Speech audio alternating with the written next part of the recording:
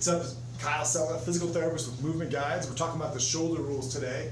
This video is rule number 2. So the shoulder rules are 2 ways we can keep our shoulders performing optimally and keep them as pain-free as possible while doing strength movements. So rule number 2 deals with what happens, what type of torque I need to create as my hand leaves or goes away from my body. Okay, so this is pretty important if we're doing something below shoulder height. It gets really important as we go overhead. Okay, and so rule 2 states that as my hand goes away from my body, or as I get my elbow further away from my body, I'm going to create external rotation torque from the shoulder. Okay, so in an open chain position, or when my hand is free to move, what that would look like is that my thumb rotates out to the side. Again, creating external rotation torque at the shoulder. If I go overhead, what that's going to look like is my thumb is going to rotate out to the side, right? And I'm creating external rotation torque. Okay, my hand will look like I'm going into an underhand grip type position if I'm creating that torque and my hand is free to move.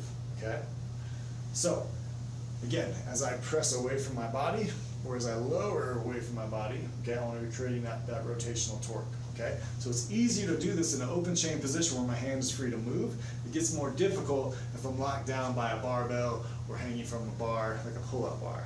Okay, so if I'm doing my shoulder press and I'm abiding by rule number 2, okay, as I come up, I'm going to keep the dumbbell at least in a straight front to back orientation, and I might turn my palm towards my face a little bit to ensure I'm in external rotation at the shoulder.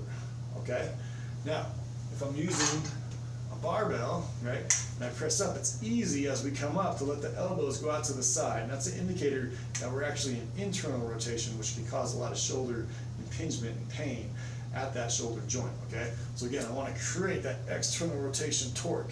It's just harder to do that. It's harder to create torque in a closed chain position, or where my hand is not free to move. Okay, so if you're bouncing back from injury at the shoulder, or you're susceptible to that, I would encourage you to start by using dumbbells where my hand is free to move. Okay, same thing if I'm going down from my pull-up, right? It's easy to get pulled into this internally rotated position as I hang from the bar. Okay, but we have the ability to create that torque and create external rotation from the shoulder. Okay, so again, fairly simple concept in that we're creating external rotation torque as we move our hand away from our body, whether we're hanging or pressing. Okay, again, it's much more important. It's really important as we go overhead, fairly important as we go more horizontal.